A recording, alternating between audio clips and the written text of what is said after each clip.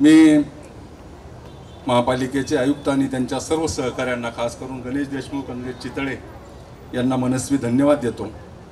दिलीप वेंगसरकर सारख्या एका जाणकार क्रिकेटरला, प्रशिक्षकांना घेऊन ही अकादमी उभी केली।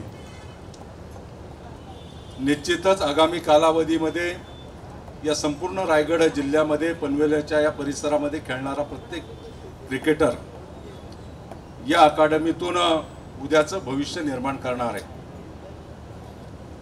मी पिंपरी चिंचवड महापालिका अशीची मी पिंपरी चिंचवड महापालिकेमध्ये नगरसेवक म्हणून होतो आणि 2007 ला दिलीप वेंगसरकरांना पहिल्यांदा मी महापालिकेमध्ये घेऊन गेलो आणि त्या ठिकाणी पिंपरी चिंचवड महापालिका आणि दिलीप वेंगसरकर यांच्या माध्यमातून क्रिकेट अकादमी 2007 ला उभी केली।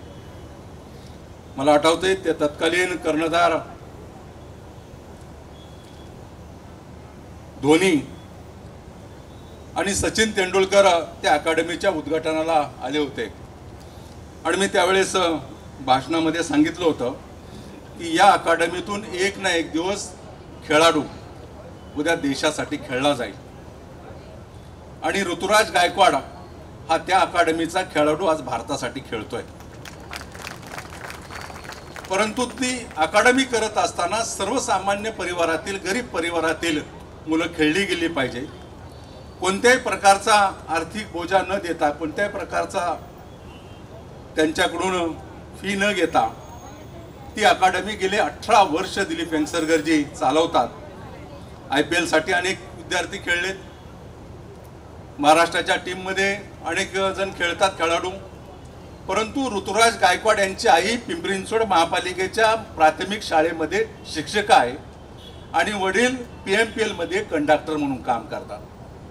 अतिशय गरीब घराण्यातले, अतिशय गरीब परिवारातला खेळाडू आज देशासाठी खेळतोय, त्याचं सर्व श्रेय दिलीप वेंगसरकरांना जातं। आणि म्हणून परेशजी ठाकूर आणि या ठिकाणी उल्लेख केला त्यांच्या भाषणामध्ये,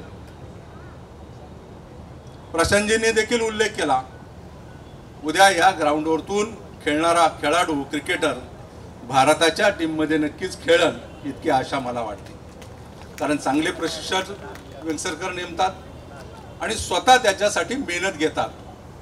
मला आठवते आज सुद्धा पिंपरी चिंचवडला हप्त्यातून एकदा ते येतात, सर्व आढावा घेतात, विद्यार्थ्यांची, क्रिकेटरची चाचणी घेतात आणि त्यांचं मनोधैर्य वाढवण्याचं काम देखील करतात।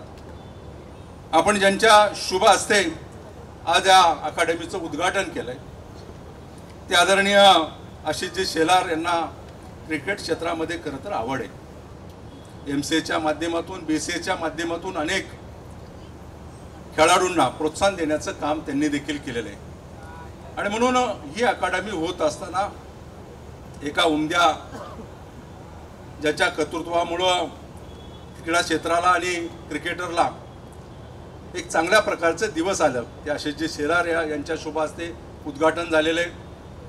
प्रशांतजी ठाकूर सारखा एक तरुण आमदार गेल्या 4 टर्म पूर्वी पनवेलकरांनी निवडला आणि प्रशांतजींना मी जवळून ओळखतोय, माझी 3री टर्म आहे। मी जेव्हा पाहिलं त्याच्यात बदल नाही, खरं तर स्वभावामध्ये प्रशांतजीचा कुठलाही बदल नाही। राजकारणामध्ये माणसाला 1 टर्म मिळाली, 2री टर्म मिळाली की थोडी हवा डोक्यामध्ये जाते।